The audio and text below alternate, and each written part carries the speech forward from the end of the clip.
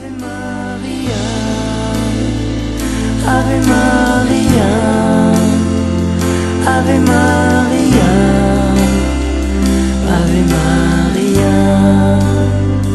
Ave Maria.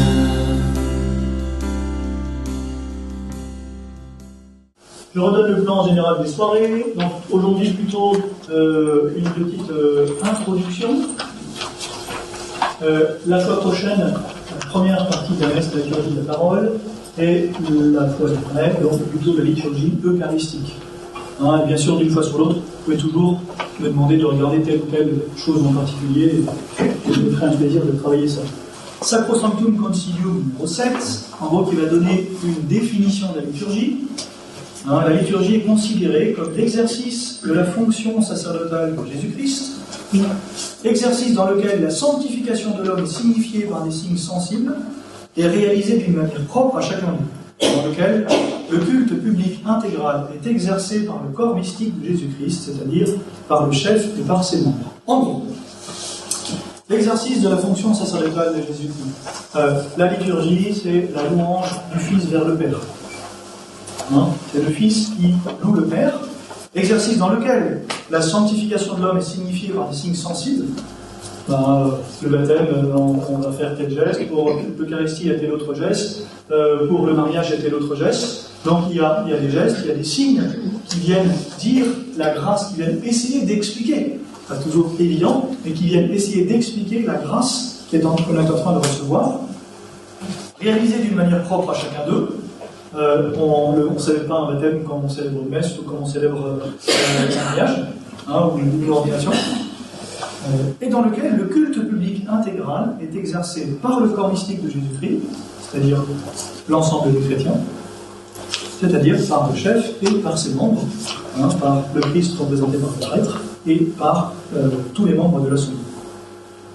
En fait, le Concile a voulu insister, comme l'avait fait Pie XII, sur le fait que pour les catholiques, la liturgie est d'abord le culte rendu par Jésus-Christ au Père, ça je viens de le dire, au nom de tous les baptisés, membres de son corps, et en lien avec lui.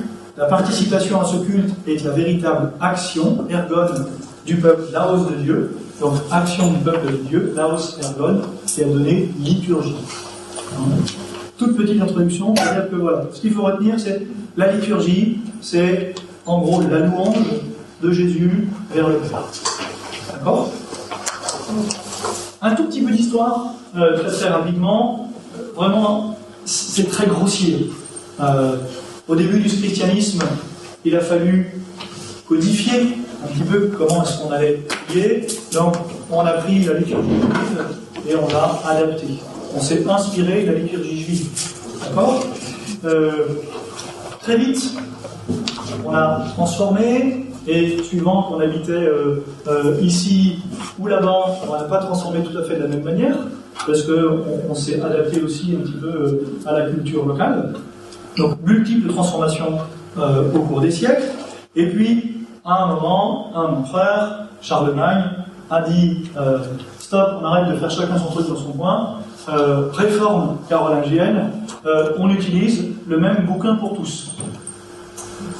Ça n'a pas vraiment marché, puisque les évêques avaient encore la possibilité d'adapter chacun pour leur diocèse la liturgie. Donc à la fois, il y a eu une volonté de réforme commune, donc il y a eu quand même un tronc commun, et à la fois quand même, chaque diocèse pouvait avoir sa liturgie un peu propre. Au Concile de Trente, le Concile de Trente demande au pape Saint Pie V de réformer la liturgie. Là, un seul missel qui est pour l'ensemble du monde catholique, le missel qu'on appelle le missel Saint Pie V. Et il faudra attendre le Concile Vatican II pour avoir une nouvelle réforme. Donc en gros, réforme carolingienne, première volonté d'unité, d'unifier.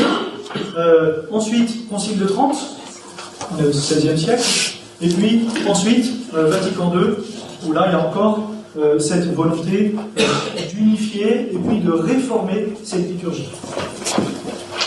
En gros, pour faire très très rapide. Les premiers numéros, les numéros 1 à 9, j'ai été très marqué par cela. On a vraiment l'impression qu'il y a une espèce de préliminaire où sans arrêt, l'auteur de la PGMR dit attention, c'est une réforme, mais on est dans la lignée de ce qui était avant. Hein, et on n'a pas changé la foi. Je vais vous citer quelques petites choses. Le numéro 1, la nature sacrificielle de la messe, solennellement affirmée par le Concile de Trente, en accord avec toute la tradition de l'Église, a été professée de nouveau par le deuxième Concile du Vatican. Hein, nature sacrificielle de la messe, professée au Concile de Trente, on l'a encore au Concile du Vatican. Deuxième chose, c'est ainsi que dans le nouveau missel, la règle de la prière, ce qu'on appelle la lex orandi, vous avez peut-être déjà entendu cette expression, de l'Église correspond à sa constante règle de la foi. C'était vrai au Concile de Trente, et ils le redisent encore du Concile Vatican II. Hein, la règle de la prière, ce qui se prie depuis les origines, correspond aussi au dogme, et on est bien dans la droite ligne. Là aussi, dans la manière de prier, on ne peut pas faire n'importe quoi. On voit d'ailleurs se multiplier les bouquins de prière plus ou moins en marge. Vous avez tout un tas de recueils de prières, parfois complètement bichenoufés et ésotériques, et on vous le vend parce que c'est l'abbé machin qui n'a rien à voir avec un prêtre, mais qui a écrit ça. Et aujourd'hui, il y a un tas de gens qui sont complètement paumés et qui utilisent des prières qui n'ont malheureusement plus grand-chose à voir avec la prière à Dieu le Père, ou à Dieu le Fils, ou à l'Esprit Saint.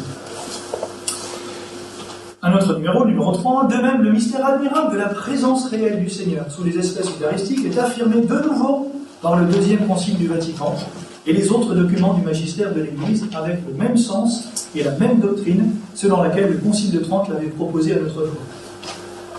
On est obligé de redire que la doctrine de la présence réelle du Vatican II, c'est la même que celle du Concile de Trente. Ça paraît évident, mais ils insistent quand même. Après, un petit peu plus loin, numéro 15, voilà comment les normes liturgiques du Concile de Trente ont été, sur bien des points, complétées et parachevées par les normes du deuxième Concile du Vatican. Celui-ci a conduit à son terme les efforts visant à rapprocher les fidèles de la liturgie, efforts entrepris pendant ces 4 siècles, et surtout à une époque récente, grâce aux aides liturgiques déployées par Saint Pie X et ses successeurs. On a le Concile de Trente qui, sans arrêt, a cherché à faire en sorte que la liturgie soit abordable, et rapprocher les fidèles de la liturgie. Et donc, le missel qu'on appelle le missel Saint Pie V, il a connu de multiples modifications. Le dernier missel qu'ils utilisent, c'est plutôt celui de 62, donc en 1962, donc on est loin quand même du missel Saint Pie V tel qu'il était à l'origine. Pourquoi est-ce qu'ils vous disent ça? Parce que un des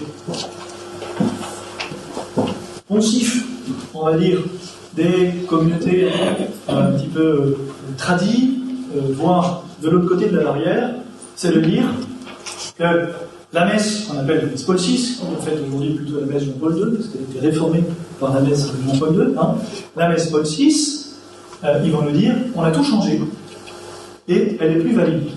J'ai extrait, vous avez sur vos feuilles, un petit morceau de leur site internet.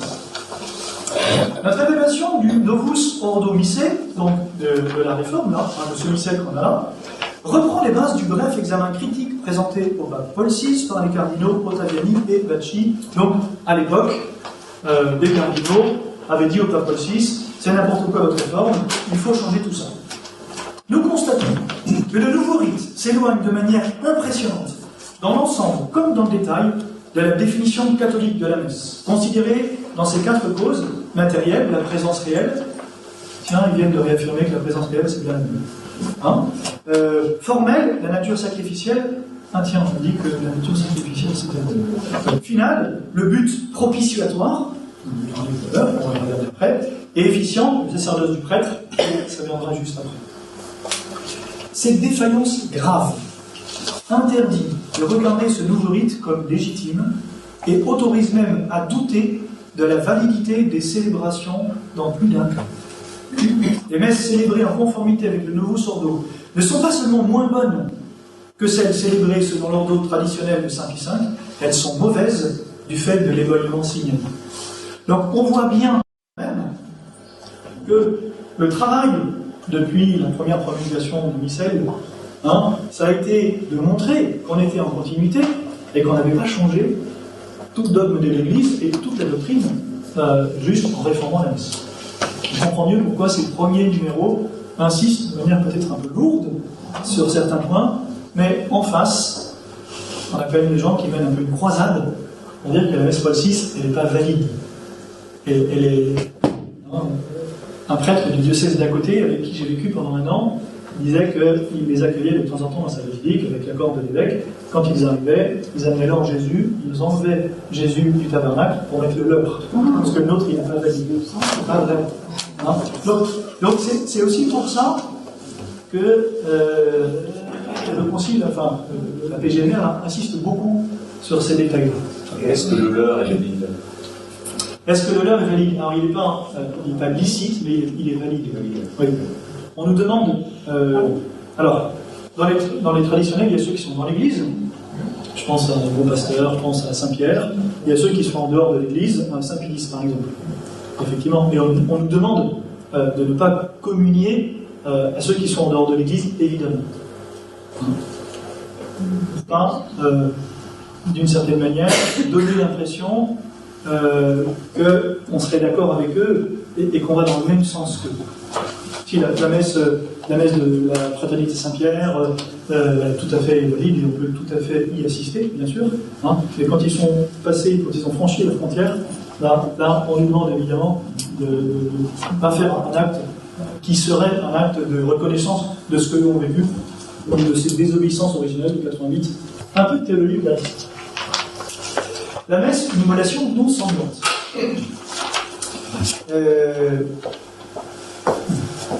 Qu'est-ce que ça veut dire? On est en train de dire, ça reprend un des numéros que j'ai bien entendu tout à l'heure, mais qu'il y a identité entre le sacrifice de la croix et son renouvellement sacramentel à la messe. En gros, quand le prêtre célèbre la messe, il n'est pas en train de faire du théâtre pour dire, souvenez-vous, ça s'est passé comme ça il y a 2000 ans. Et on est en train de vous raconter quelque chose de magnifique. On n'est pas en train de faire un conte ou de faire mémoire de ce qui s'est passé il y a longtemps. On est dans une actualisation. C'est-à-dire que quand on célèbre la messe, on vit à la fois le jeudi saint, le vendredi saint et le dimanche de Pâques. On est à la fois à la scène avec le Christ. Le Christ est vraiment en train de s'offrir. On est à la croix, au pied de la croix. Il n'y a plus beaucoup d'apôtres, mais de Vierge Marie et Saint-Jean. Et au tombeau, à la résurrection. Il y a vraiment ce mystère qui est actualisé, qui est rendu présent par la messe. Et donc, quand on parle d'une immolation non sanglante, le vendredi saint, Jésus a vraiment offert sa vie et son sang. Donc le sacrifice, c'est un sacrifice qui est sanglant. Mais à la messe, Jésus a voulu nous épargner le fait qu'il puisse y avoir des effusions de sang. Sinon, on ne serait peut-être pas là. Et déjà, on n'a pas beaucoup de chrétiens, on en aurait certainement encore moins. Et donc, par délicatesse pour nous, il a voulu que cette actualisation du sacrifice, ça soit une actualisation non sanglante. Donc on parle bien d'immolation. Le Christ s'immole, il se donne, il est offert en sacrifice, il s'offre en sacrifice au Père. Et vous parliez de sacrifice qui devait être agréé par le Père. Quand on célèbre, quand on laisse le Fils célébrer et donc être agréé par le Père, ça marche toujours. Quand je me saisis de la liturgie pour en faire un truc qui n'est plus l'affaire du Christ, là en fait, voilà. Si on n'est pas dans le sillage du Christ, si ce n'est pas le Christ qui célèbre par nous, si ce n'est pas le Christ qui est rendu présent, en fait on n'est plus dans la liturgie, on n'est plus dans une louange au Père que le Père peut amener. En fait, ça dépend du prêtre. Alors, ça dépend de la manière dont on célèbre. Le prêtre pourrait être quelqu'un d'horrible à partir du moment où il célèbre la messe telle que l'Église le demande, eh bien, le sacrifice est vraiment rendu présent et celui auquel vous allez communier, c'est vraiment le corps du Christ.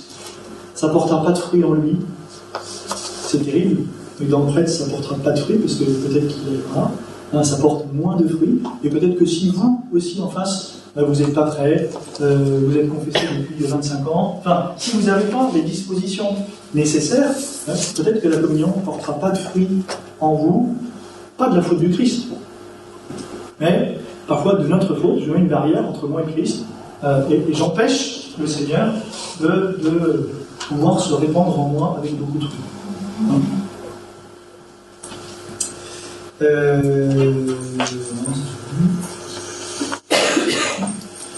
Transsubstantiation. On a tous entendu ce terme. Transsubstantiation, ça veut dire quoi? On est au numéro 3. Le mystère de la célébration de la messe est mis en lumière non seulement par les paroles mêmes de la consécration, qui rendent le Christ présent par transsubstantiation, et encore par le sentiment et l'expression extérieure du souverain respect et d'adoration que l'on trouve au cours de la liturgie eucharistique. Transsubstantiation, qu'est-ce que ça veut dire? C'est le mouvement par lequel le Dieu créateur change intégralement la substance du pain en la substance de la personne totale de Jésus, tout en laissant intacts les accidents. Là, vous êtes complètement paumé, vous n'avez rien compris. Alors, qu'est-ce que c'est qu'une substance?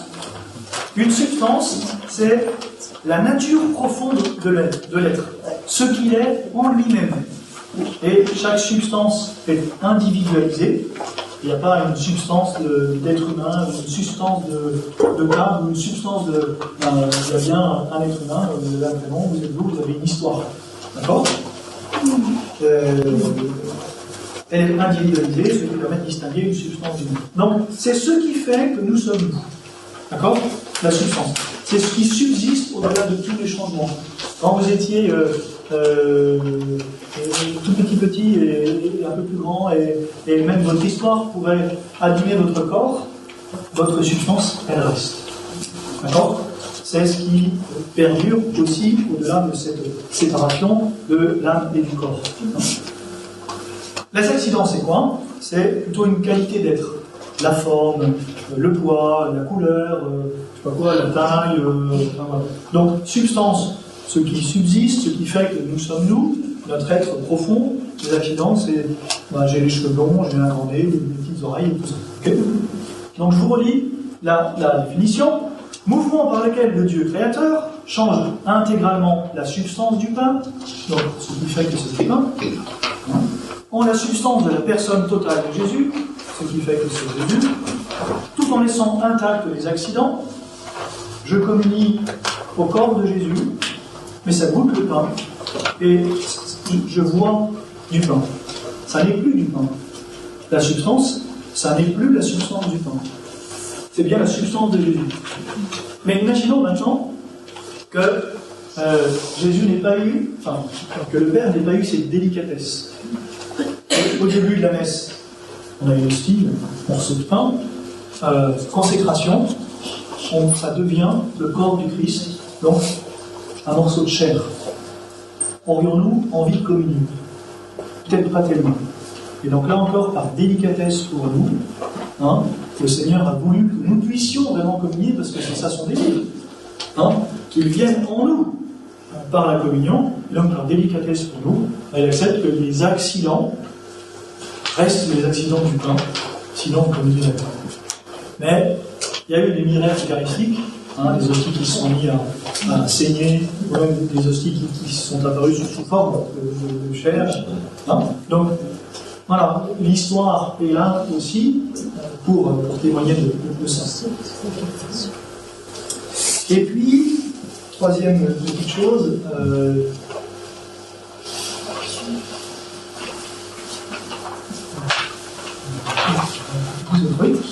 le prêtre agit in persona Christi.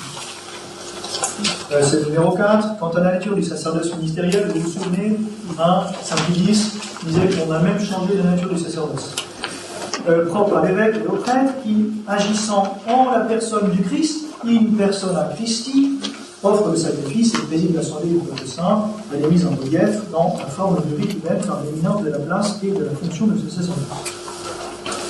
Et là, j'ai été chercher auprès de Benoît XVI dans une audience qu'il a donnée en 2010, le 14 avril, où il explique ce que veut dire agir in persona Christi. Je pense que je mis sur le petit feuillet.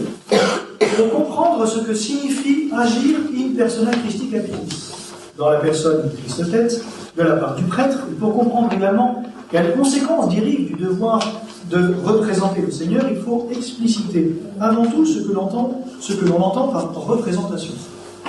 Je vous ai peut-être mis de la fin. Le prêtre représente le Christ. Qu'est-ce que cela veut dire? Que signifie représenter quelqu'un?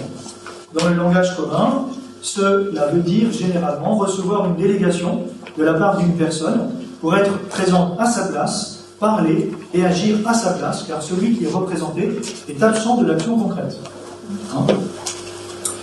Nous nous demandons, le prêtre représente-t-il le Seigneur de la même façon? La réponse est non.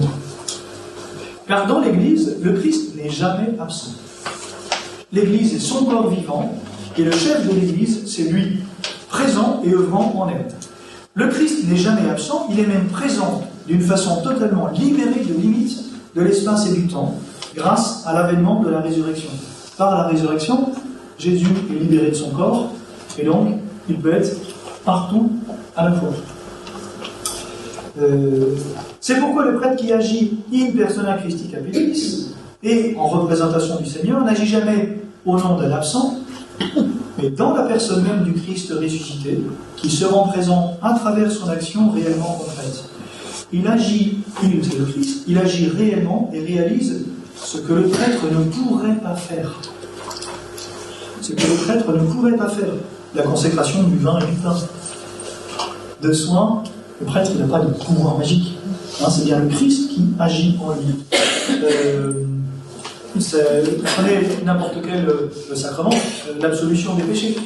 C'est bien Dieu qui pardonne. Le Seigneur rend présent son action dans la personne qui accomplit ses gestes. C'est ça que ça veut dire agir in persona Christi, le Christ qui agit dans la personne du prêtre. Ça va? On a fait pas mal de théologie. Et numéro 10 à 15, nécessaires adaptations. Donc au début, on est bien dans la même ligne, c'est la même théologie, regardez, la présence réelle, le sacrifice, le prêtre, tout ça. Ok? Et à la fois, nécessaires adaptations. J'en ai relevé deux.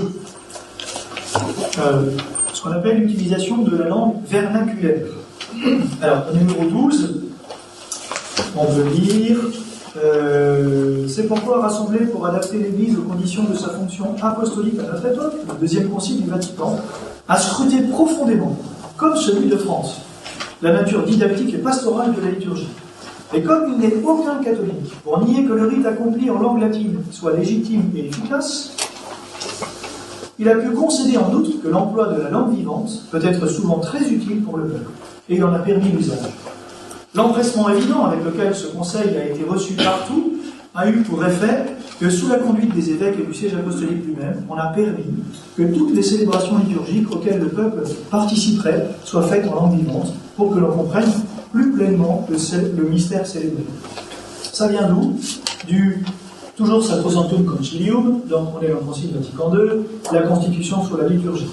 Au numéro 36, vous avez le numéro qui parle de la langue liturgique. 1. L'usage de la langue latine, sauf droit particulier, sera conservé dans les rites latins. Rite latin, c'est nous. C'est nous. En fait, le rite catholique, vous avez, je ne sais combien, 21 ou 22 rites différents. Et nous, on est dans le rite latin. Il y a les rites de Veto, machin, je ne saurais plus tout vous dire. Mais nous, on est le rite latin. Et donc, là, le concile commence par dire l'usage de la langue latine, sauf droit particulier, sera conservé dans les rites latins. Deuxièmement, toutefois, soit dans la messe, soit dans l'administration des sacrements, soit dans les autres parties de la liturgie, l'emploi de la langue du pays peut être souvent très utile pour le peuple. On pourra donc lui accorder une plus large place, surtout dans les lectures et les monitions, dans un certain nombre de prières et de chants, conformément aux normes qui sont établies sur cette matière dans les chapitres suivants pour chaque chant. Donc le concile dit, la langue de liturgie, c'est le latin, mais on peut utiliser le français. Et là, dans la PGMR, on est en train de dire, personne ne nie que la messe n'est pas valide En gros, si on la célèbre en français, donc on peut l'utiliser, enfin, quand je dis français, c'est pour nous, on peut utiliser la langue française dans toute la liturgie. Donc, première adaptation, l'utilisation de la langue vernaculaire. Deuxième adaptation, la communion sous les deux espèces.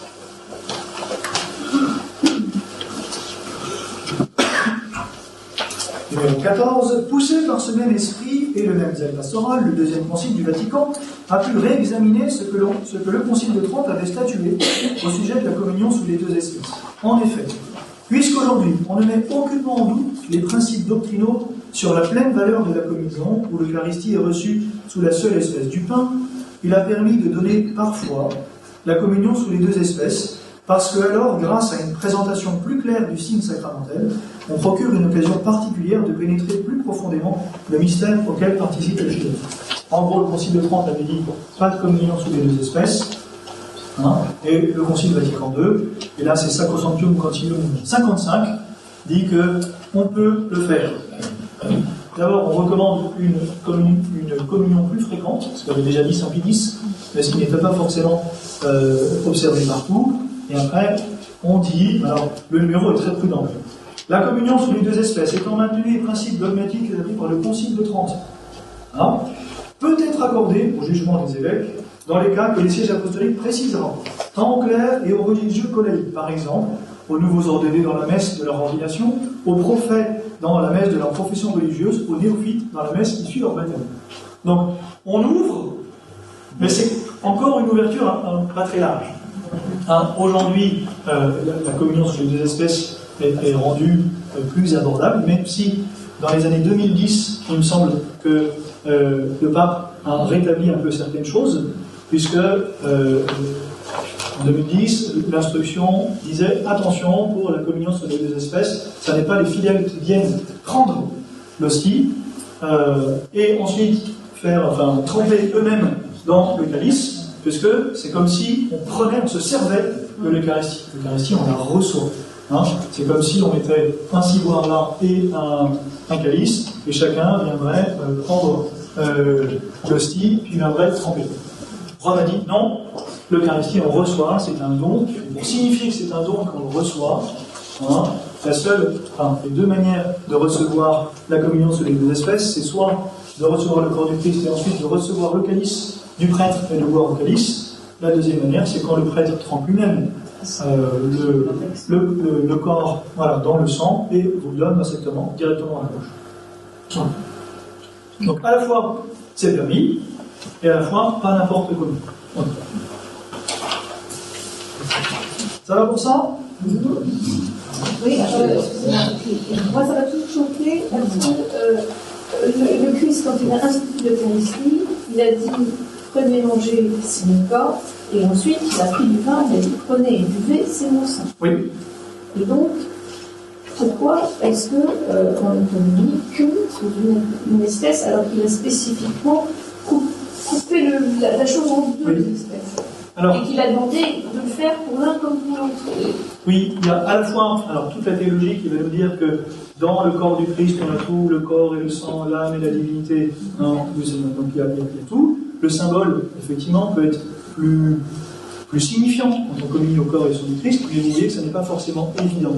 Imaginez qu'un dimanche, effectivement, on dise, ce dimanche, c'est que la communion par intinction. Il y en a pour plusieurs raisons qui ne sont pas à l'aise avec la communion directement à la bouche, et dans ces cas-là, ça pourrait les mettre en difficulté. Ou alors, si je vous donnais le calice à boire, ça veut dire que je dois avoir une fois un seul calice, et que 100 personnes vont boire au même calice. Donc vous voyez que la mise en œuvre de la communion sous les deux espèces, elle n'est pas forcément évidente. Et parce qu'elle n'est pas forcément évidente, du coup, on l'a réservée à certains jours. On le fait souvent à la fête Dieu, au Jeudi Saint. Et encore, il y a des gens qui, là où j'étais en tout cas avant, il n'y a qu'une toute petite part de l'Assemblée qui communie au corps et au sang du Christ, parce que, pour plein de raisons, il y en a qui ne le souhaitent pas. Mais c'est juste la mise en œuvre qui n'est pas toujours évidente, en fait, et ça demande souvent qu'on soit un peu plus de ministre. C'est pas facile pour le prêtre de porter et le ciboire et le calice, c'est ça. Demande aussi un peu plus de personnel, de ministre. On a posé tout à l'heure la question du ministre. j'avance un petit peu. Numéro 16 à 26. Donc, l'importance de la célébration de la messe. Tout d'abord, l'Eucharistie est source et sommet de toute la vie de l'Église. Là, je vous ai remis le petit numéro 16. C'est magnifique aussi la célébration de la messe comme l'action du Christ, on l'a vu tout à l'heure, et du peuple de Dieu. On a vu le corps du Christ, hein, nous sommes le corps du Christ, organisé hiérarchiquement, est le centre de toute la vie chrétienne pour l'Église.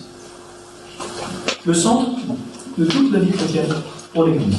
Aussi bien universelle que locale. Et pour chacun des fidèles. Centre de toute la vie chrétienne, de l'Église universelle, de l'Église locale, pour tous les fidèles. C'est en elle, en effet, que se trouve le sommet de l'action par laquelle Dieu, dans le Christ, sanctifie le monde. On a un mouvement descendant. Hein? C'est en elle que Dieu sanctifie le monde. Sanctifie le monde. Et du culte que l'humanité offre au Père en l'adorant. Et là, on a la réponse de l'Assemblée. Hein? On est là en train d'adorer le Père, de louer le Père. La messe, c'est une louange au Père. C'est une prière au Père. On regarderait tous les textes de la messe qui s'adressent au Père. Par lui, avec lui, en lui, dans le Christ, mais on s'adresse en l'adorant dans l'Esprit par le Christ, Fils de Dieu.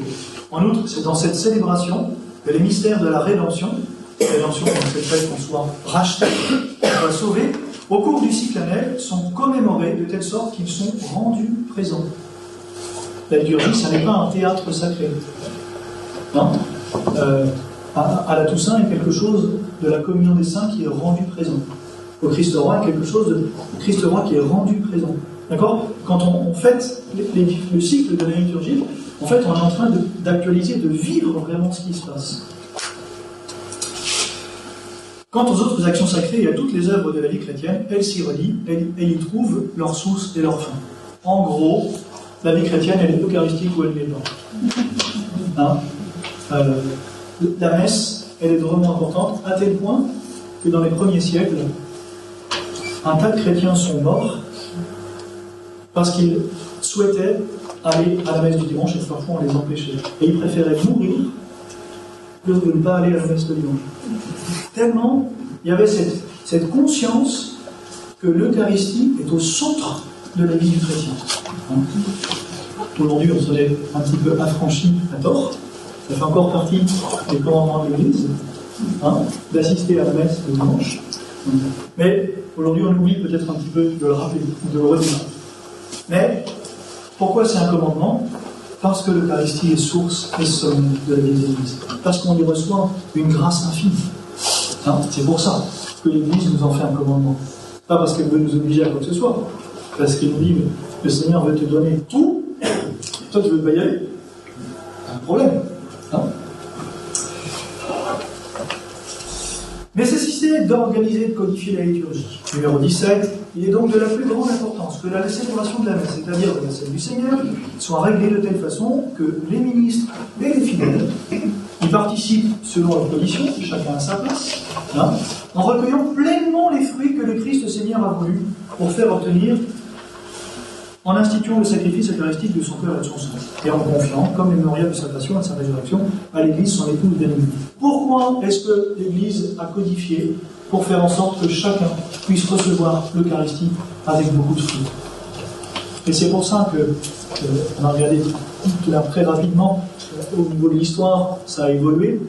Pourquoi ça a évolué? Pour qu'à chaque fois, la liturgie soit plus parlante et puisse vraiment donner pour la messe, le corps du Christ, et qu'on puisse le recevoir avec fruit, et pour qu'on puisse comprendre et goûter ce que le Seigneur a envie de nous donner.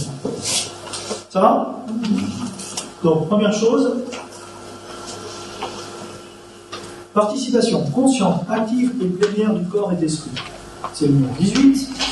Ce résultat sera obtenu si, en tenant compte de la nature de chaque assemblée et des diverses circonstances qui la caractérisent, la célébration tout entière est organisée pour favoriser chez les fidèles cette participation consciente, je sais ce que je fais, active, je ne suis pas là juste à observer, pas au théâtre. Non. Si vraiment c'est l'actualisation des mystères de la vie du Christ, je ne regarde pas le train en passant. En fait, je le prends en marche. Et donc je vais vivre cette liturgie plénière c'est toute ma personne qui est prise, hein, du corps et de l'esprit. C'est magnifique ça. Du corps et de l'esprit. Je prie avec mon corps. Pas seulement dans l'esprit, hein, du corps et de l'esprit. Animé par la ferveur de la foi, de l'espérance et de la charité. Une pleine participation est souhaitée par l'Église et demandée par la nature même de la célébration. Elle est un droit et un devoir pour le peuple chrétien en vue de son baptême.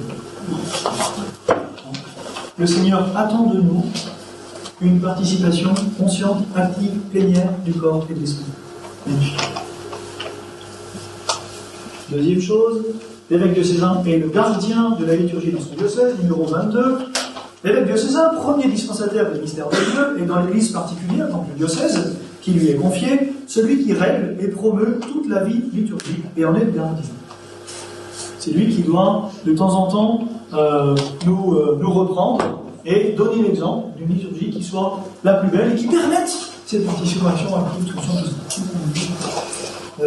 dans les célébrations, surtout les célébrations eucharistiques qui se déroulent sous sa présidence, avec la participation des prêtres et des diacres et du peuple, le mystère de l'Église se manifeste. Le mystère de l'Église se manifeste. Là où est l'évêque, là est l'Église. C'est pourquoi de telles messes solennelles doivent être un exemple pour tous les diocèses. L'évêque, il a un rôle d'exemplarité dans sa manière de célébrer. Ainsi, l'évêque doit-il s'appliquer à ce que les prêtres, les diacres et les fidèles laïcs comprennent toujours plus profondément le sens authentique des rites et des textes liturgiques. C'est pour ça qu'il y a tout un tas de formations diocésaines, et notamment autour de la liturgie. L'évêque remplit son rôle en proposant au diocèse des formations sur la liturgie. Et soit ainsi conduit à une célébration active et fructueuse de l'Eucharistie. Dans le même esprit, il doit veiller à une dignité toujours plus grande des célébrations elles-mêmes, ce à quoi contribue tout particulièrement la beauté de l'espace sacré, de la musique et des œuvres d'art. Il est le garant aussi de la beauté des églises. Il ne faut pas n'importe quoi dans une église. Il y a une commission diocésaine d'art sacré qui doit être saisie dès qu'on fait un peu quelque chose dans l'église. Et dernière petite chose, le prêtre est le serviteur de la liturgie. Numéro 24, ces adaptations, donc introduites par la réforme, pour la plupart consistent dans le choix de certains rites ou de certains textes, les chants, les lectures, les prières, les monitions et les gestes, qui répondent mieux aux besoins, à la formation et à la mentalité des participants, et qui sont confiés au prêtre célébrant. Le prêtre, il peut, dans une certaine mesure, quand ça le permet, adapter un peu les choses. Dans le même esprit, celui-ci se souviendra cependant qu'il est le serviteur de la liturgie, et qu'il ne peut de son propre chef ajouter, enlever ou changer quoi que ce soit dans la célébration de la messe. Ça donne aussi un peu une pression au prêtre. Il y a eu une époque où il était bon de tout réécrire. Très clairement, ici, il est dit que vous avez le droit à ce que le prêtre célèbre correctement la messe. Et que la liturgie soit celle qui soit demandée par l'Église. Vous avez le droit à ça. Et le prêtre a le devoir de faire en sorte que ça soit le cas.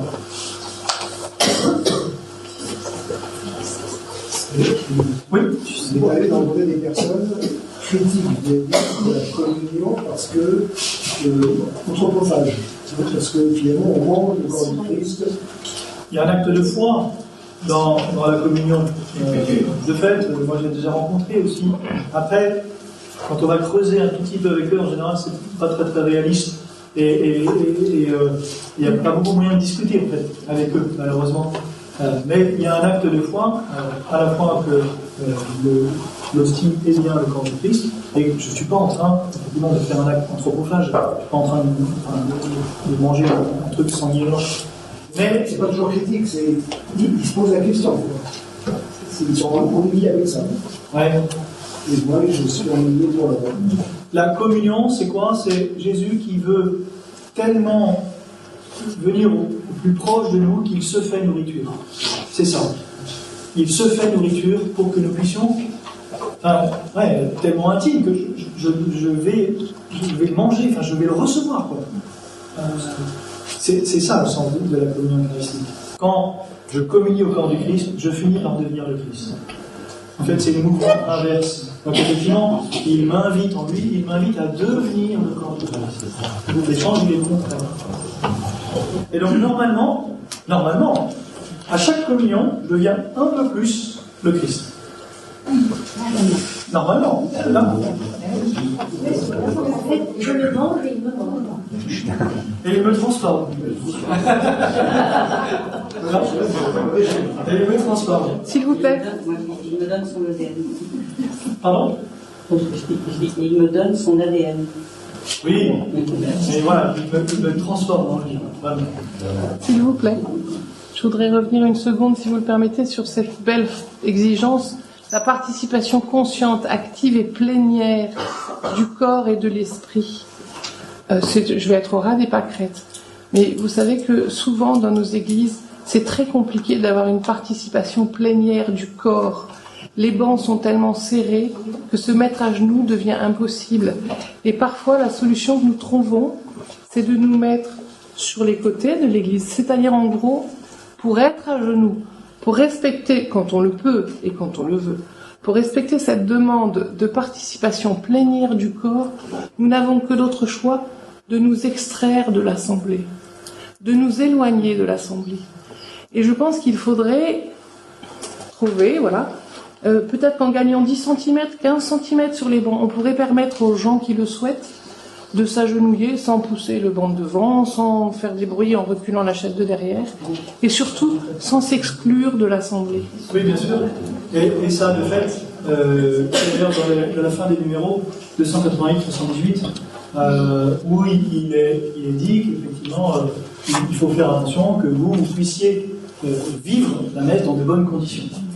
Hein, et donc, sans doute qu'il faudrait regarder ça, qu'on puisse s'agenouiller.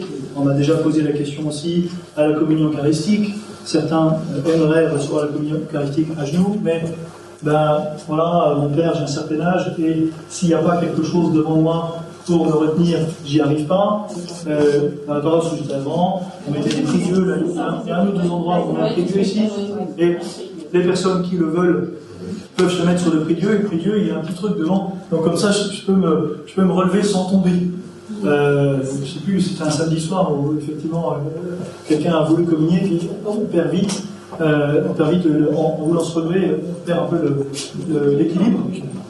Voilà, il y a tout ça qu'il faut effectivement repenser.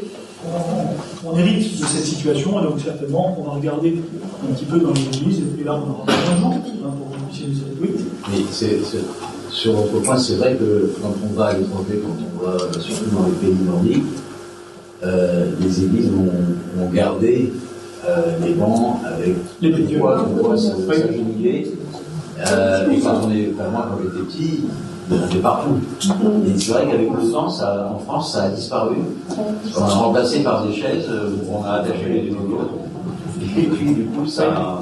C'est toute une époque en France, quand même, où il fallait plus s'agenouiller.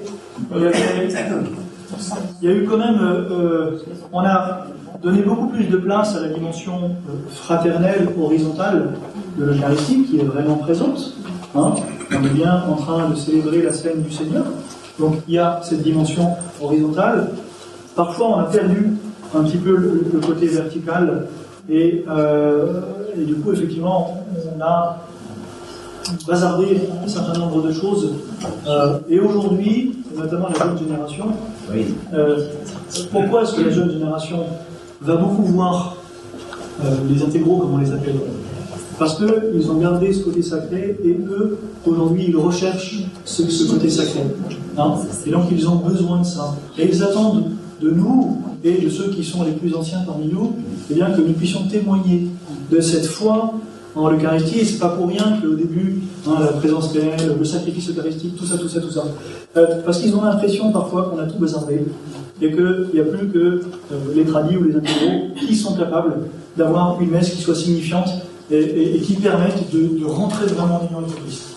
Alors, moi je crois vraiment que la réforme telle qu'elle a été faite, elle était bonne, il fallait la faire. À nous de faire en sorte de célébrer d'une telle manière à ce que ça soit vraiment signifiant. Et quand je dis nous, c'est-à-dire que c'est pas seulement le prêtre, c'est bien le corps du Christ entier qui signifie comment est-ce que je permets à mon voisin de voir qu'en fait je suis à fond dedans. Je suis bien dans un cœur à cœur avec le Christ. Je vis en église, c'est pas juste moi et mon petit Jésus. Non, je vis en église, mais voilà, et Jésus est vraiment présent. Et voilà, et certainement que la disposition de l'église participe à ça. Il y a des derniers numéros, regardent ça. Oui, justement, dans un des derniers numéros, il dit qu'il est recommandé de s'agenouiller. Oui, il est même et demandé. C'est plus facile pour la jeune génération Oui. que finalement avec le temps pour nous. Oui. Oui. Non seulement en termes d'espace, mais aussi pour le temps. Oui. De fait, il y a tout à la fin, dans les derniers numéros, quand est-ce qu'on est debout, quand est-ce qu'on est assis, quand est-ce qu'on est à genoux. Non, la PGMR recommande un moment où on est à genoux, c'est au moins la consécration. Et si on ne peut pas se mettre à genoux, il faut qu'on reste debout et on s'incline profondément pour vénérer, pour adorer le corps et le sang du Christ. Effectivement. 27-45, donc on arrive dans le dernier morceau. Structure générale. En gros, la messe comporte deux parties, liturgie de la parole, liturgie eucharistique. Mais elles sont si étroitement liées qu'elles forment un seul acte de culte, numéro 28. Je vais pas plus loin, parce que il y a divers éléments de la messe. La lecture et l'explication de la parole de Dieu. Hein? Lorsqu'on lit dans l'Église la Sainte Écriture, c'est Dieu lui-même qui parle à son peuple. Et c'est le Christ présent dans sa parole qui annonce l'Évangile. C'est Dieu qui me parle. D'où l'importance d'avoir une lecture qui soit bien faite. Les micros qui marchent. Les micros, ça marche jamais dans une église. Partout où je suis passé, ça marche pas. Ouais. Mais de faire en sorte d'apprendre aussi, on parlait de formation des lecteurs, parfois on croit que si on a un micro, et du coup je suis pas obligé de faire l'effort parce que de toute façon il y a des micros. Non, la parole il faut s'adresser aussi. Donc il faut avoir envie de transmettre cette parole. Hein, et donc peut-être que là, effectivement, il y aurait une formation des lecteurs à faire pour faire en sorte que cette parole, on ait conscience d'abord que c'est Dieu qui nous parle et qu'on puisse la rendre accessible à la personne qui est en face de nous. Parfois, on aime bien faire lire les enfants, c'est très beau de faire lire les enfants, mais parfois ils lisent de telle manière que c'est rendu incompréhensible.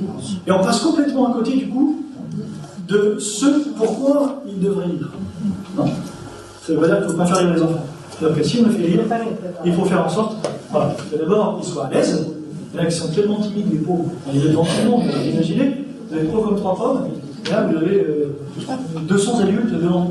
C'est horrible pour eux. Enfin, il y en a qui aiment bien, mais donc faire en sorte que ça soit audible. Hein.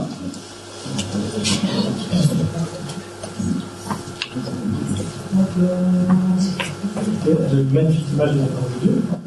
Les oraisons, les autres parties qui reviennent au prêtre. En gros, là il balaye rapidement quelles sont les parties qui reviennent au prêtre et eucharistique. Pourquoi il le rappelle? Là, parce qu'il est arrivé aussi un moment où tout le monde pouvait dire un petit bout de prière eucharistique.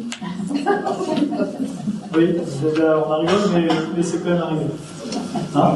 Les oraisons, donc la prière d'ouverture, la prière sur les offrandes, la prière après la communion, les monitions, donc certaines petites paroles qui vont pouvoir expliquer un rite ou introduire un rite, présider la liturgie de la parole, c'est le prêtre qui préside la liturgie de la parole, la bénédiction finale, et j'ai relevé, s'il y a un mot d'accueil, il est après le signe de croix et avant l'acte pénitentiel. C'est codifié là, c'est très rigolo. C'est-à-dire que le mot d'accueil, il n'est pas avant le signe de croix si on en fait. C'est rigolo. J'ai juste relevé parce que quand je fais un mot d'accueil, c'est toujours avant le signe de croix. Moi je me dis, tu fais pas bien. C'est pas ce que demande la PG. Hein? La nature des parties présidentielles exige qu'elles soient prononcées clairement et à haute voix, et qu'elles soient écoutées attentivement par tous. Par conséquent, il n'y aura pas d'autre prière ni d'autre chant, l'orgue et les autres instruments resteront silencieux. Donc les organistes n'ont pas le droit de jouer quand le prêtre est en train de réciter un de ses trucs. Moi, j'ai quelque chose à dire. Oui. À propos justement la prononciation clairement et haute voix, c'est très bien quand vous célébrez tous en français, mais quand c'est en latin, c'est nettement moins audible. Moins audible, parce qu'on articule moins Oui, parce que vous articulez moins, que vous allez plus vite. Et D'accord. il n'y a pas de raison. Bah, peut-être parce qu'en fait, on a l'habitude et que. Oui, mais vous faites bien de nous le dire. Et c'est pas très fort non plus. Et c'est pas très fort. Même en français. Même en français, c'est pas très fort. Pardon? On m'a dit qu'on n'entendait pas toujours certains des. Pas toujours certains des CD.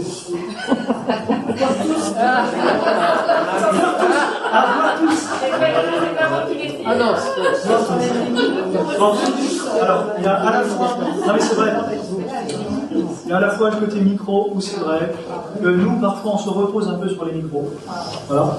Il y a le fait que parfois aussi, suivant les voix qu'on a, moi je sais que par exemple, s'il n'y a pas de micro, je peux parler fort pendant une messe, mais j'en ferai pas deux. Donc s'il n'y a pas de micro à Deauville, j'ai plus de voix. Je le sais. Je suis capable de le faire, mais voilà. Certainement parce que on n'est pas né à une époque où on devait faire cet effort de prêcher sans micro et de faire tout ça, et donc j'ai certainement pas habitué ma voix à ça. Il ne faut pas hésiter à nous dire de temps en temps aussi, là on vous a pas entendu, vous nous rendez service en fait, quand vous nous dites. Hein, et nous on y fera attention. Mais ayez la simplicité de nous le dire. On vous a pas entendu, et parfois spécifiquement, voilà, le sermon on vous a pas entendu, ou là on vous a pas entendu, là on vous a pas entendu. D'accord? Et vous nous aiderez. On a un problème d'oreille, il y a aussi des endroits dans l'église où on peut se mettre. Oui, alors, c'est vrai. Après, voilà, parfois, même avec les endroits dans l'église où on peut se mettre, ça marche pas toujours très bien. Maintenant qu'il y a des problèmes d'oreille appareillés, il y a des fois où elle a beau faire tous les efforts qu'elle veut, elle n'entend pas. Pourquoi ne pas utiliser les chairs, puisqu'elles sont en hauteur? Alors, franchement, vous avez raison. Quand j'étais petit, d'ailleurs, mon curé prêchait encore en serre. L'enfant cœur, il était assis sur son tabouret au bas de la chaise. Ça nous obligerait d'abord à parler un peu plus fort, peut-être. Alors, je ne suis pas sûr qu'il y ait une chaire dans toutes les églises. Je crois qu'il y a beaucoup d'églises quand même où on les a un peu supprimées. Mais ça m'est arrivé de faire panne de micro, machin, un truc comme ça, et de dire, souvent les chaires, elles sont quand même au milieu de l'assemblée. Et voilà, parfois on entend mieux, mais moi j'aime bien le caméo, ça a bercé mon enfance. Mais non, mais on essaye de régler les micros quand même. Hein. Mais c'est vrai que parfois, peut-être que ça serait une autre solution quand les micros marchent plus. Hein.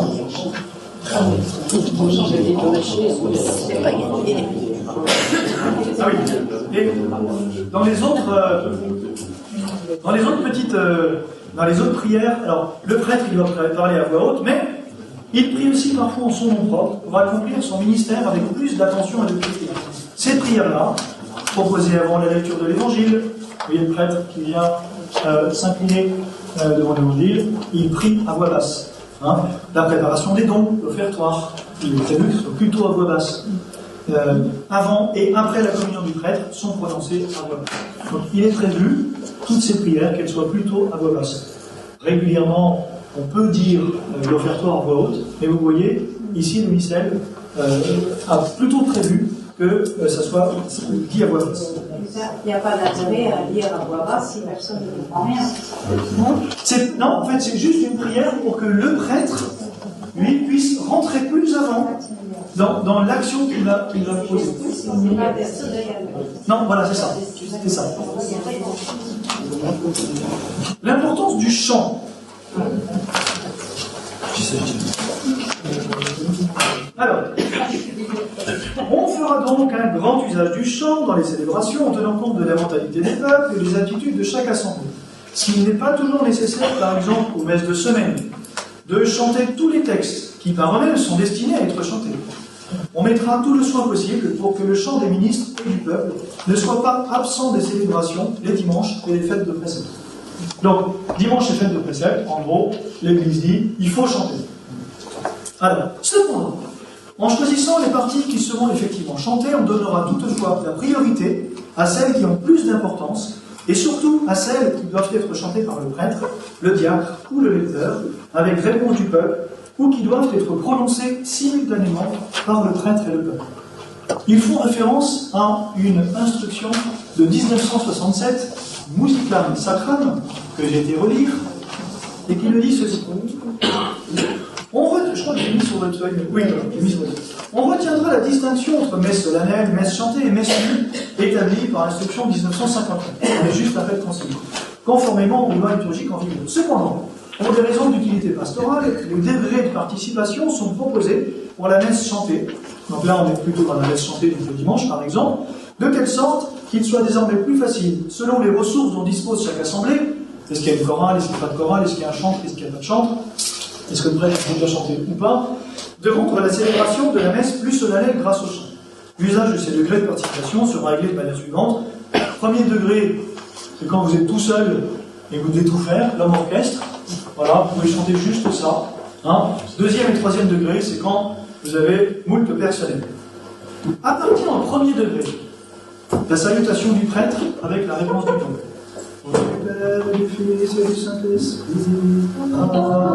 On devrait tous les dimanches chanter.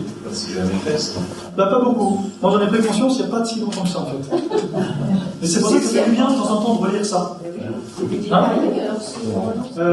la prière d'ouverture au collecte, elle doit être chantée.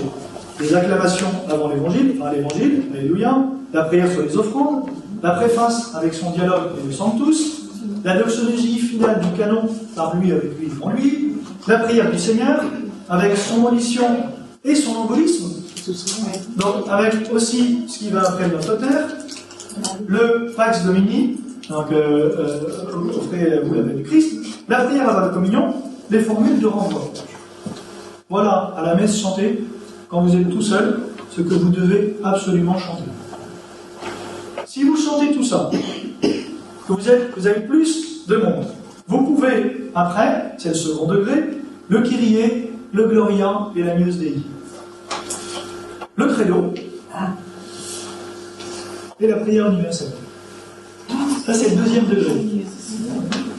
Si vraiment vous avez fait tout ça, vous avez le droit au troisième degré, les chants de procession d'entrée de communion. Le chant d'entrée et le chant de communion, c'est le troisième degré. C'est quand on a chanté tout le reste, y compris le credo. Hein, j'en ai pris conscience là aussi. J'avais pas conscience de ça, parce qu'en général, une messe, on commence par un chant d'entrée, un chant de sortie, et un chant de communion, puis après le reste, on essaye, tant bien que mal, d'essayer de chantonner un petit peu le reste. Hein. Les chants après la lecture de l'épître, le chant de l'offertoire, et la lecture de l'Écriture sainte, à moins qu'on ait juste plus opportun de les proclamer sans les chanter. Mais vous voyez que l'ordre qu'on a défini aujourd'hui dans la liturgie n'est pas forcément celui qui a été défini en fait par l'Église. C'est pour ça que je vous l'ai remis sur votre papier pour qu'on en prenne conscience. Ça ne veut pas dire qu'il ne faut plus chanter de chant d'entrée, de chant de communion sur le parole. Non. Ça veut dire qu'il faut que nous, les prêtres, on fasse un peu plus attention à chanter plus, mais qu'il y a aussi des parties de la messe qu'on ne chante pas, le credo par exemple, on ne chante jamais. Et là, il est dit en fait qu'il faudrait chanter avant même de penser à chanter le chant d'entrée et le chant de communion. Dans le numéro 41, il continue ce que je vous disais tout à l'heure. Le chant grégorien, en tant que chant propre de la liturgie romaine, doit, toute chose égale, d'ailleurs, occuper la première place. On ne chante plus beaucoup de chants grégoriens dans nos assemblées, plus tellement. Hein? Les autres genres de musique sacrée, surtout la polyphonie, ne sont nullement exclus. Donc on a le droit quand même de les utiliser, pourvu qu'ils s'accordent avec l'esprit de l'action liturgique et qu'ils favorisent la participation de tous les fidèles. Donc encore une fois, on ne chante pas n'importe quoi et à n'importe quel moment. Hein? Un chant de communion, c'est pas un chant d'entrée, c'est pas un chant de sortie. Chaque chant a sa place et chaque chant a son temps. Et comme les rassemblements entre fidèles de diverses nations deviennent de plus en plus fréquentes, il est nécessaire que ces fidèles sachent chanter ensemble, en latin, sur des mélodies assez faciles, au moins quelques parties de l'ordinaire de la messe, notamment la profession de foi, le credo, et l'oraison dominicale, le pater. Ça se fait, c'est pas forcément ce qui est le plus habituel, quand même. Hein? Mais voilà, s'il y a deux choses qu'on doit savoir chanter tous en latin, c'est le credo et le pater.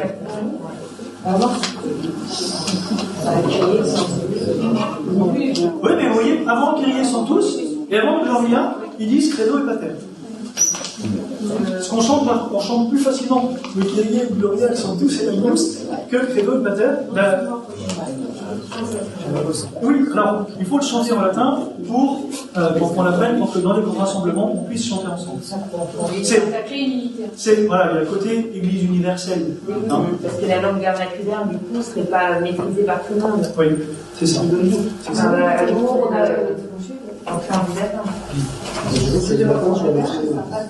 Oui, alors après, le latin de liturgie, c'est du latin de cuisine. C'est du latin assez simple, comme oui. Question concernant le chant d'offertoire. Là, il est mis à peu près au même niveau que le chant d'entrée de communion, tout ça. Nous, on avait une habitude de chanter que pour les fêtes.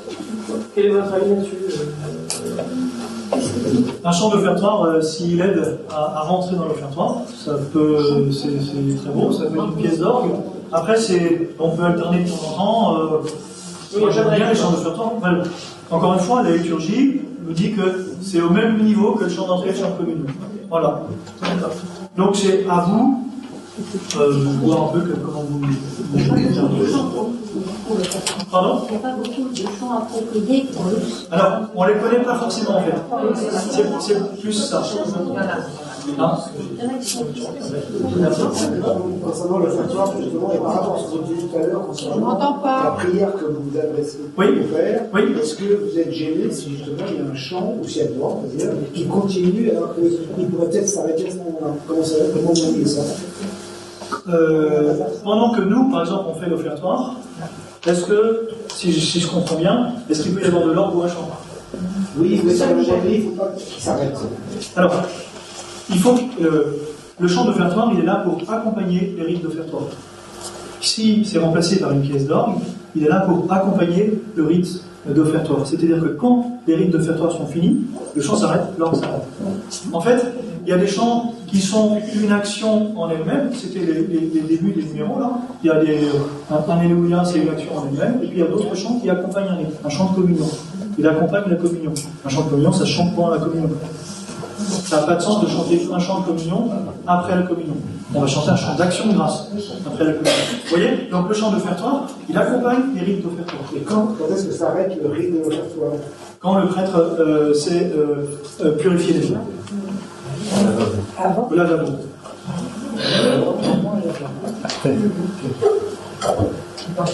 S'il y a la salutation de l'Assemblée qui se fait souvent, là, par le sacristain ou par est-ce que est-ce qu'il faut qu'il y ait de la musique ou du chant dans ce temps-là? Non. Quand il y a la salutation, quand il y a l'encensement de l'Assemblée. Ah oui, l'encensement, là il peut y avoir en soi, on va dire, ça fait encore partie de ce rite-là. Le lavement des mains, c'est après. Le lavement des mains, c'est après. Enfin, là effectivement, quand il y a quand le turiféraire prend un peu de temps, parfois ça peut déborder, vous avez raison. De fait. Ça dépend des turiféraires. Et puis ça dépend aussi parfois de la configuration de l'église. Les gestes et attitudes du corps. On en parlait tout à l'heure, je reprends juste. Numéro 42. Les attitudes communes et observées par tous les participants sont un signe de l'unité des membres de la communauté chrétienne rassemblés dans la Sainte Liturgie. Pourquoi est-ce que l'Église va nous dire, ben voilà, à ce moment-là vous êtes debout, à ce moment-là vous êtes assis, à ce moment-là vous êtes à genoux? Parce qu'en faisant les mêmes gestes au même moment, on n'est pas en train d'être des automates, on est en train de signifier l'unité de l'Église. C'est comme chanter ensemble. J'écoute celui qui chante à côté de moi. Parfois, on voit des assemblées où on a l'impression que lui, il a déjà commencé et lui, il a déjà fini. Et en fait, on ne s'écoute pas. On n'est pas en train de faire la même chose. On n'est pas en train de faire la même prière.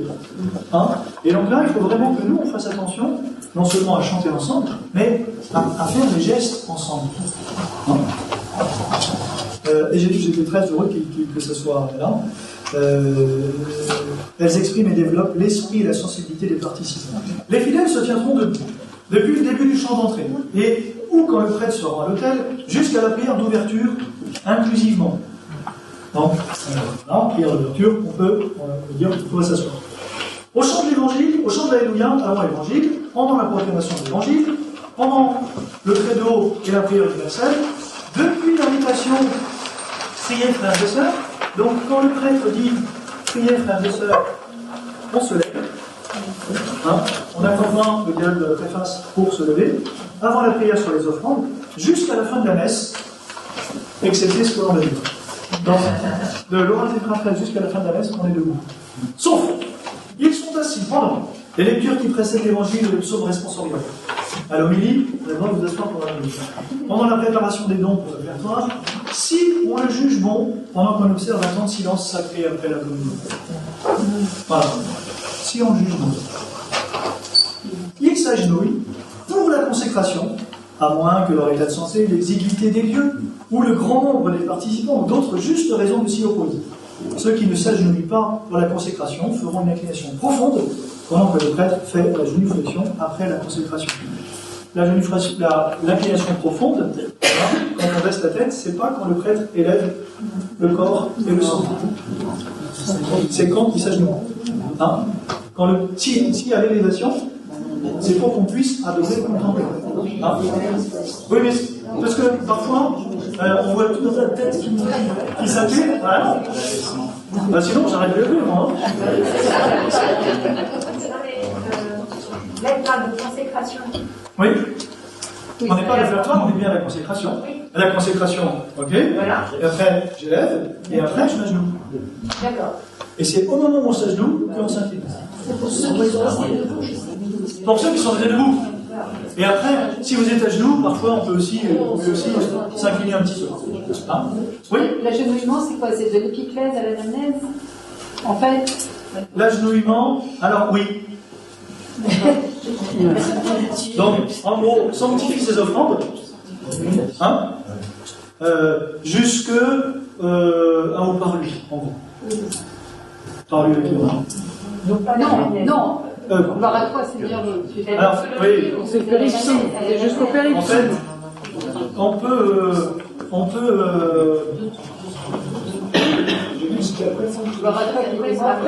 Voilà, en fait, il est dit après. Là où la coutume est bonne de s'agenouiller après le Sanctus jusqu'au péripsum ou même notre Père, c'est très bon, il faut l'encourager.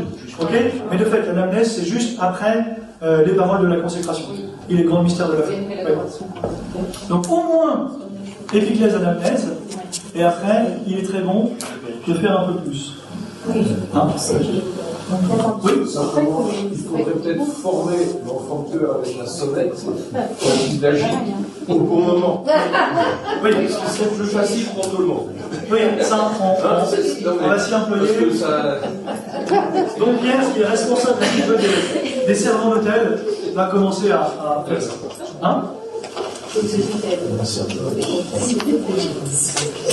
Je voudrais parler de l'attitude du prêtre au moment de la consécration. Oui. Depuis que vous êtes arrivés, vous et les deux autres,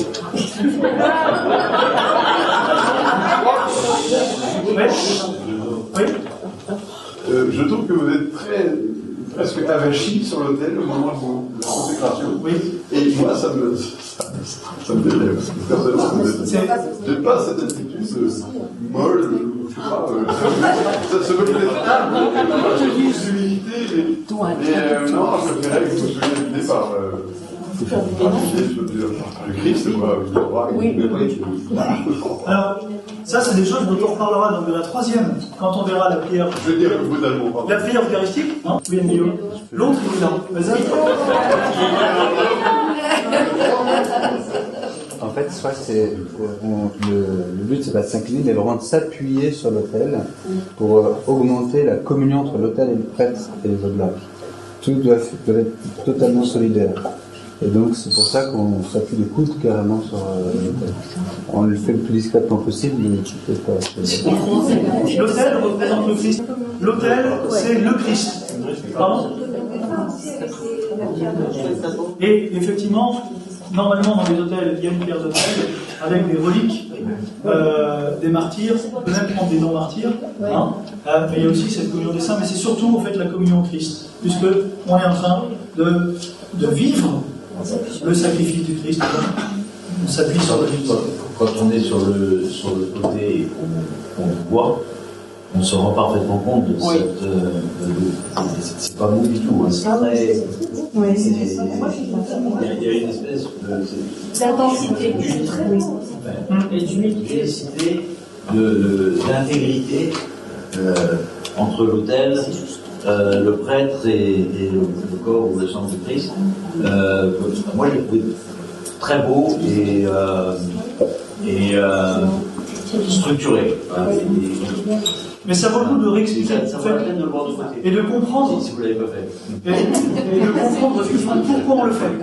Parce que de fait, on pourrait donner l'impression qu'on est fatigué. Mais le fait de l'expliquer. Elle n'est pas. On doit se tenir droit. Et la dernière chose, le silence. Alors, le silence. Le silence sacré fait partie de la célébration. Il doit aussi être observé en son temps. Sa nature dépend du moment où il trouve place dans chaque célébration. En effet, pendant l'acte pénitentiel et après l'invitation à prier, chacun se recueille. Après une lecture ou l'homélie, on médite brièvement ce qu'on a entendu. Après la communion, le silence permet la louange et la prière intérieure. Dès avant la célébration elle-même, il est bon de garder le silence dans l'église, à la sacristie et dans les lieux avoisinants pour que tous se disposent à célébrer les saints mystères religieusement et selon les rites. C'est le numéro 45. Toujours musicam sacram, numéro 17. On observera aussi en son temps un silence sacré. Par ce silence, en effet, les fidèles ne sont pas réduits à assister à l'action liturgique comme des spectateurs muets et étrangers. Mais ils sont associés plus intimement au mystère qu'on célèbre, grâce à cette disposition intérieure qui découle de la parole de Dieu qu'on entend, des chants et des prières qu'on prononce, et de l'union spirituelle avec ce célébrant pour les parties qu'il vit lui-même. Donc, le silence, en fait, c'est un vide. Au contraire, il est plein de la présence de Dieu, et il permet cette union. Et il est vrai qu'on gagnerait à avoir peut-être moins peur du silence. Notamment avant les célébrations, mais pas que avant les célébrations, aussi au cœur de la célébration, n'ayons pas peur du silence.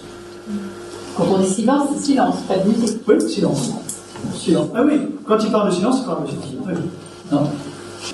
Oui, je pensais particulièrement aux organismes, du coup, ça veut dire que après la purification des vases, quand le prêtre s'assoit, là c'est silence. Oui, c'est ce qu'on fait. C'est ce qu'on fait. C'est ce qu'on fait. C'est ça. Tous les organismes ne le font pas, mais effectivement, c'est bon qu'il y ait un vrai temps de silence. Même s'il n'est pas forcément très long, entre le moment où nous, on communie, on distribue la communion à tout le monde, les premiers qui arrivent et qui ont communié, il peut se passer parfois 10 minutes entre le moment où ils vont communier et le moment où on va dire la prière après la communion. Hein? Donc, mais on essaye, je pense tous, d'avoir au moins quelques instants de silence après la purification. De plus que pour nous aussi, pour vivre ce moment et pouvoir rendre grâce. Pour ma part, en tant qu'organiste, je laisse toujours un moment de silence pendant la communion du prêtre, justement pour moi, je trouve que c'est hyper important à ce moment-là de ne pas jouer et de laisser vraiment le prêtre être dans sa messe et commencer la musique ou le chant à partir du moment où, je vais parler crûment, la distribution du corps commence. Moi, je le vois comme ça. Je ne sais pas si c'est comme ça qu'il faut le voir. On peut, ce qu'il faut, là, ce qui est dit, c'est qu'on s'arrête pour permettre aussi, donc ça peut être aux purifications, ça peut être un petit peu avant, après avoir, mais pour permettre un vrai temps de silence pour que chacun puisse goûter, méditer, simplement être dans le cœur à cœur avec le Seigneur. Oui. On ne pourrait pas éviter quelquefois le chant de communion, quand la communion est longue, et qu'on répète une fois, et on recommence. Alors après, là aussi, c'est on va dire, le génie de chaque assemblée, de chaque animateur. De fait, parfois, ça peut être un peu fastidieux. Parce que c'est pas grave qu'il y ait la procession de communion sans chant, si on a déjà chanté. Alors, en soi, c'est pas grave. En soi, non. Et après, aujourd'hui, quand on a un peu moins l'habitude du silence, ça peut paraître. Parfois, on est un peu perdu, on se dit, mais qu'est-ce qui se passe? L'orgue est cassé, le chant a plus envie de. On a un peu la relève aussi. Donc, tout ça, c'est. Oui, ça peut arriver.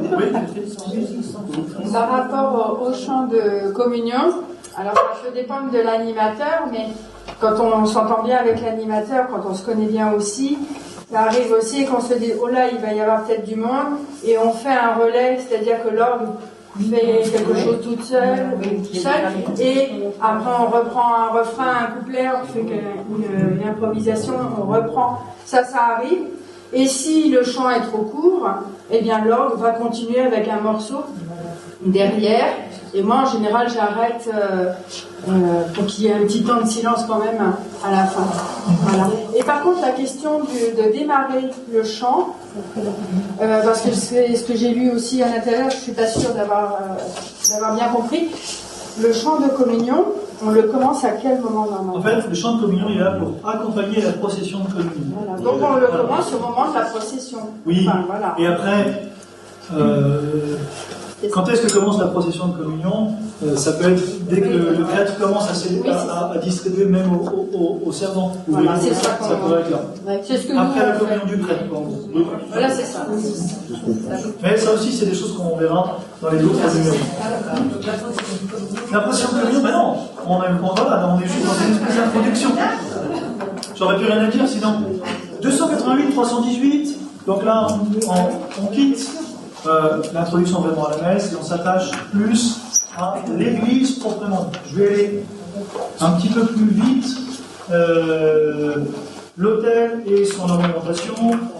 En gros, il est demandé, il convient que dans toutes les églises, il y a un autel fixe qui signifie de manière claire, permanente, le Christ Jésus, pierre vivante. L'autel signifie le Christ, pierre vivante. Le fait qu'il soit fixe, ça signifie aussi la permanence du Christ. Il convient partout, c'est possible, que l'autel soit érigé à une distance du mur qui permette d'en faire aisément le tour et d'y célébrer face au peuple. Ça veut dire qu'on n'est pas obligé de célébrer face au peuple, mais ça veut dire que la présentation générale est en train de dire qu'on peut célébrer face au peuple, mais que ce n'est pas la seule manière de célébrer. On donnera l'emplacement qui en fera le centre, où, voilà, on dit que l'autel il doit bien être au centre. Il faut qu'il n'y ait qu'un seul autel dans une église. Donc si on construit une nouvelle église, on n'aura qu'un seul autel. Dans l'ancien rite, il n'y avait pas de concélébration, donc il se pouvait arriver qu'il y ait plusieurs autels, soit pour les dévotions. Le lundi, on allait dire la messe là, le jeudi, c'était le Saint-Joseph, le mercredi, c'était. Donc c'est pour ça aussi qu'il y avait des petits autels comme ça, ou alors pour les messes privées du prêtre. Et donc il y avait 3-4 fidèles, etc. Aujourd'hui, l'Église nous demande d'avoir plus qu'un seul célèbre sur lequel un seul autel sur lequel on célèbre, jusqu'à dire que les autres doivent être ornés le plus simplement possible, dignement, mais le plus simplement possible. Après, quand sur l'autel il y a le Saint-Sacrement, eh bien là, il faut que autour du Saint-Sacrement ça soit digne. Mais les autres autels, alors bien sûr, on ne va pas les mettre tout nus et sans rien du tout, mais pas trop ornés pour que tout le monde comprenne bien que l'autel sur lequel on célèbre le sacrifice, c'est bien celui-là.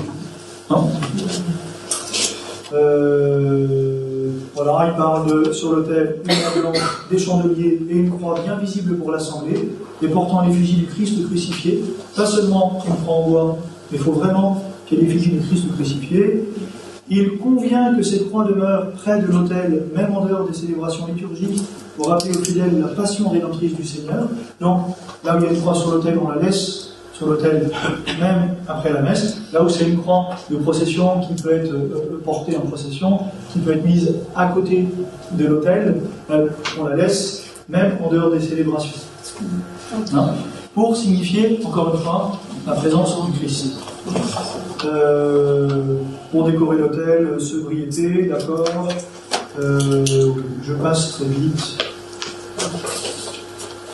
Lambeau.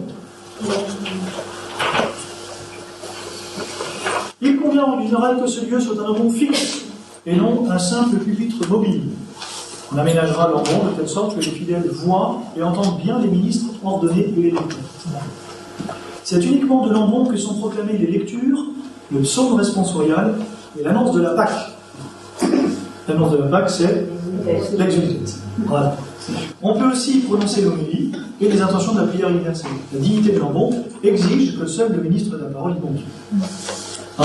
Donc, ceux qui viennent de la lecture, le psaume, l'évangile ou la prière universelle. Voilà. Pas les autres. Dans ce cas-là, on peut avoir un autre endroit pour faire chanter des choses comme ça. C'est quoi, s'il vous plaît, l'exultate? L'exultate, c'est le chant qui est tout au début de la vigile pascale. C'est que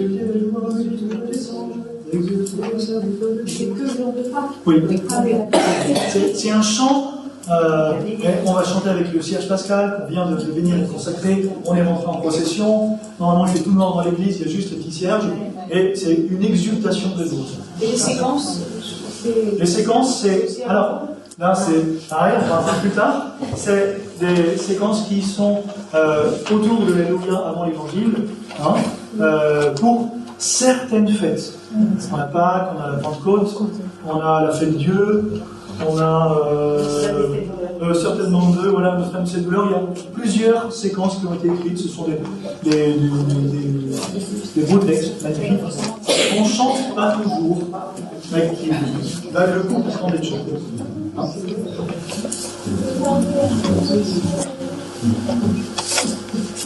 Le siège pour le prêtre célébrant les autres sièges. Bon, voilà, il faut qu'il soit bien.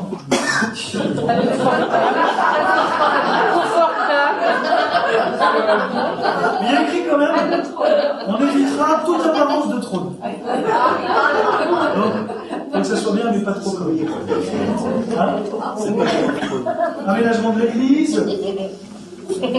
La place des fidèles. On aménagera la place destinée aux fidèles avec tout le soin désirable, pour qu'ils puissent participer comme il se doit, par le regard et par l'esprit aux célébrations liturgiques. Il convient ordinairement de mettre à leur disposition des bancs ou des chaises. Vous avez pas le trop. On doit réprouver l'usage de réserver des sièges à certaines personnes privées. Moi, j'ai encore les prix de Dieu que mes grands-parents avaient avec la petite plaque et tout ça. Ben là, c'est fini. C'est pas bien. Il y a quand même des places particulières pour les élus, pour les... Mais non. Non. Qu'est-ce que c'est la question? Non.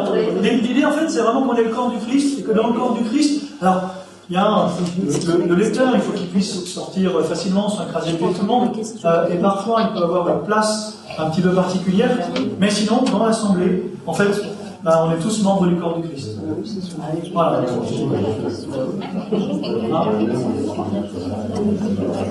Et lors de fêtes particulières comme les premières communions, tous les premiers bancs sont réservés pour les familles, les communions. Mais ça, c'est effectivement des cérémonies particulières. Voilà. Mais de manière habituelle, il n'y a pas de place réservée. Il pourrait, effectivement, pour certaines cérémonies, je ne sais pas quoi, c'est la communion de la petite fille ou le jour de l'installation, il y avait quelques places réservées. Voilà. Mais de manière habituelle, il n'y a pas de place réservée pour signifier que on est tous. Ah oui, si la question que vous posiez, c'était est-ce qu'aux messes particulières, on peut réserver des places? Oui, c'est ça. Pardon, oui, de la mer, j'ai mal compris la question. De la mer, le député est invité, le maire aussi. Donc, oui. Est-ce qu'il reste au milieu ou est-ce qu'on les met au... J'ai mal compris votre question. Dans ce cas-là, effectivement, on peut leur réserver une place pour les messes. Oui, bien sûr. Oui. J'avais pas compris. C'est recommandé ou c'est plutôt... En fait, ils n'en parlent pas. C'est-à-dire que c'est à nous, en fonction de... je ne sais pas si le député il va tous les dimanches à la messe, on ne va pas lui mettre un banc. Mais si pour une cérémonie particulière, le jour de l'installation, on avait réservé quelques places pour les élus, parce que ça signifiait ce lien avec les communes. Et dans ces cas-là, on va les mettre en valeur.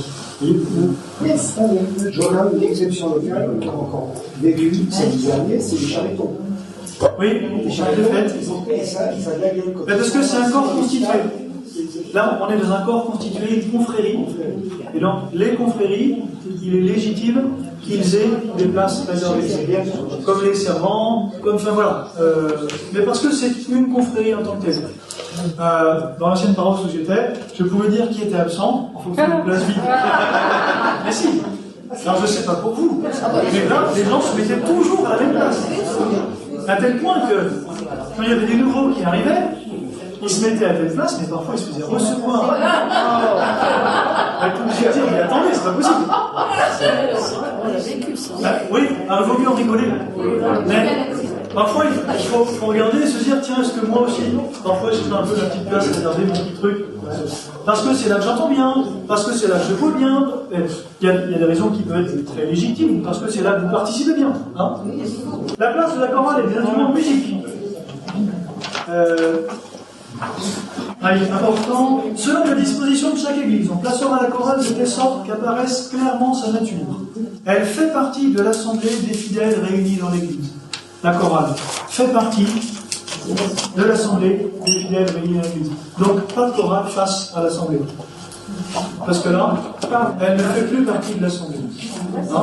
Qu'elle soit au premier rang, qu'elle soit légèrement sur le côté, mais une chorale qui serait dans le chœur en face, on n'est plus du tout dans la chorale qui fait partie de l'assemblée.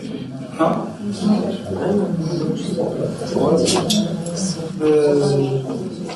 Et elle a une fonction particulière qui remplira aussi plus aisément. On fera en sorte qu'à la messe, chacun de ses membres puisse pleinement participer au sacrement. Donc il faut quand même qu'elle soit à un endroit où elle puisse participer à l'action liturgique.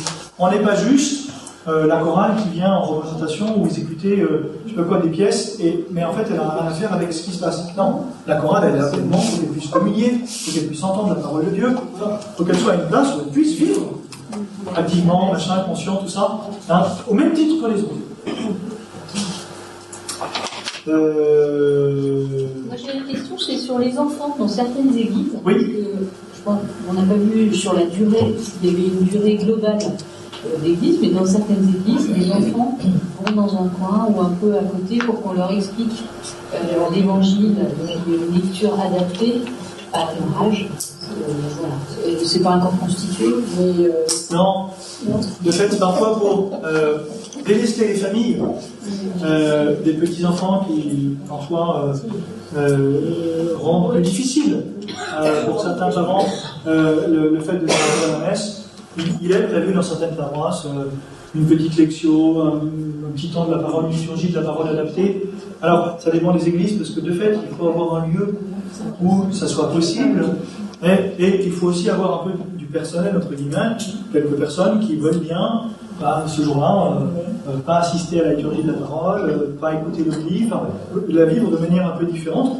Mais moi, je l'ai pratiqué plusieurs fois, et je trouve ça assez chouette de pouvoir le faire. Je ne suis pas sûr qu'il faille le faire tous les dimanches, parce que je pense que c'est important aussi que les enfants puissent vivre la liturgie de la parole, parce que si un jour il faut qu'ils apprennent à devenir des adultes, si on fait toujours des choses adaptées pour eux et des choses différentes, ils vont finir par croire que la chose différente c'est la norme. Hein, et donc il faut aussi qu'ils puissent rentrer dans une liturgie normale, comme Michel l'a prévoit. Que de temps en temps, effectivement, on les prenne à part pour leur expliquer. Ça, je trouve ça très chouette et très bien, mais pas tout le temps. L'orgue est l'instrument liturgique par excellence.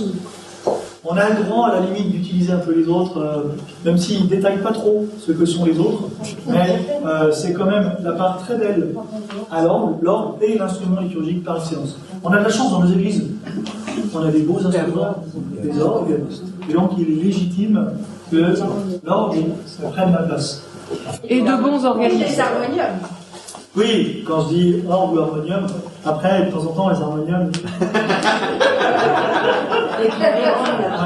Alors, pendant l'avant, on se servira de l'orgue et des autres instruments de musique avec la discrétion qui convient au caractère de ce temps.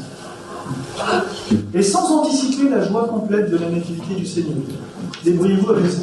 Pendant le carême, l'orgue et les autres instruments ne sont autorisés que pour soutenir le chant. Donc, ils accompagnent le chant, c'est tout.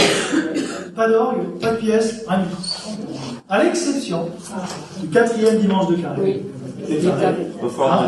Et des solennités et des fêtes, 19 mars. En fait, c'est pour, de temps en temps, le fait d'être, par exemple, pendant l'Avent, pas de gloire à Dieu. Et du coup, quand on chante le gloire à Dieu à Noël, et le fait que l'orgue, pendant 6 semaines, quand même c'est un peu long, on l'ait pas, enfin si, on peut l'avoir pour accompagner les pièces, ça nous fait désirer aussi, et voir qu'on a de la chance, en fait, d'avoir des organismes. On y a quand même beaucoup de paroisses où il n'y a pas d'orgue et pas d'organisme. La majeure partie des messes, c'est quand même plutôt sans orgue, sans organisme. Quand j'étais jeune vicaire, il n'y avait pas de chantre non plus. C'est-à-dire que tu dois célébrer la messe, faire chanter, enfin, tout. Donc, on est ici, on a quand même beaucoup de chance. Hein, mais parfois, on est tellement heureux que du coup, on s'aperçoit plus de notre chance et que heureusement, il y a le temps de l'Avent et le temps du carême pour qu'on puisse peut-être se priver un petit peu et pour comprendre en fait et savourer le fait que qu'on a beaucoup de chance quand même.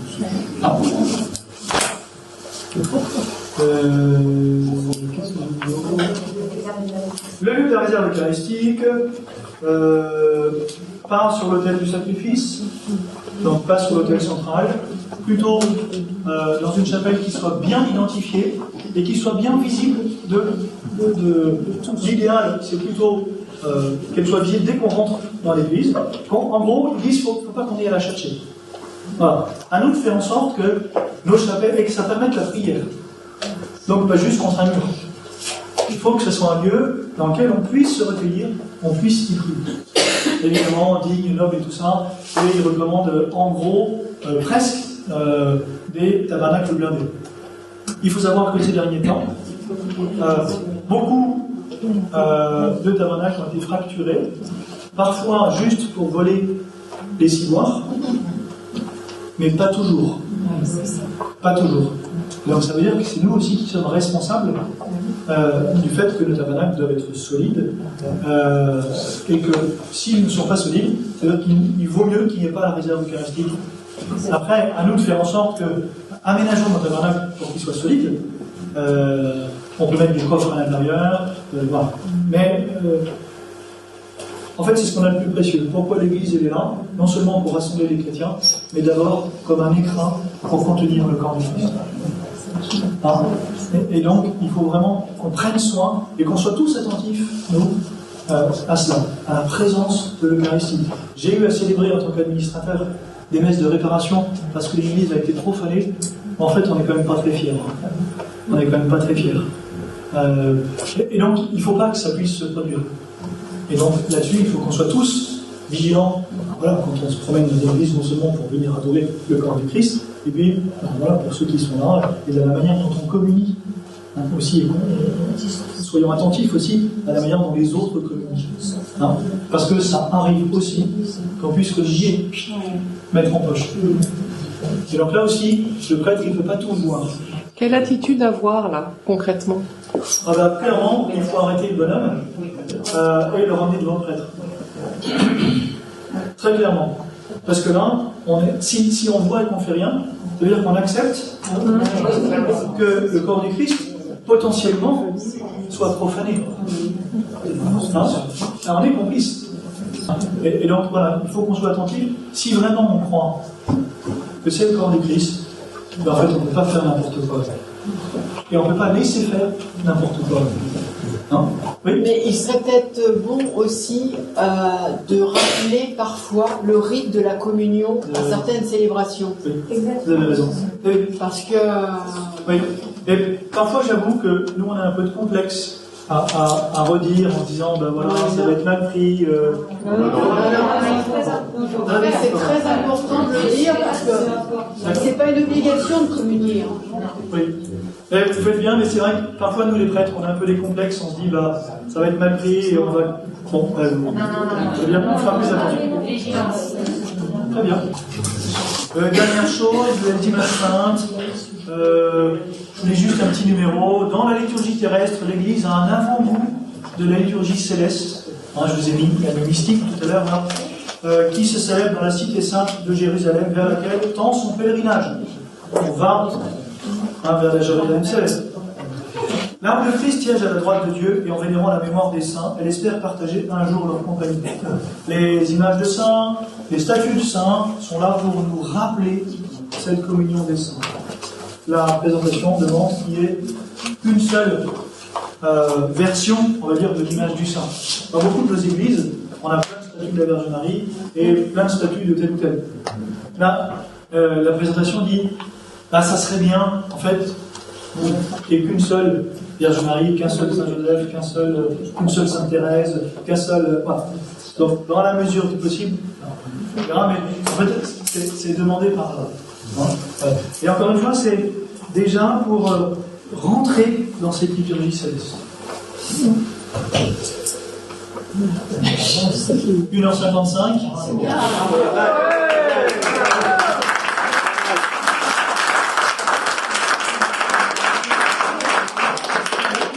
Je voudrais revenir sur le sujet de la position, des gestes du corps, etc. Oui. Vous avez dit tout à l'heure que c'est bien quand tout le monde s'assied, quand tout le monde se lève, ça montre l'unité de l'Assemblée. Parce qu'il y a jamais une réflexion à noter que bon, c'est la liberté de chacun aussi, on ne s'agenouille pas tous, on ne s'agenouille pas. Ce qu'il y a, c'est que dans l'Assemblée, on peut être gêné par quelqu'un qui est debout devant soi sans s'agenouiller. Comment on peut régler ça? Vous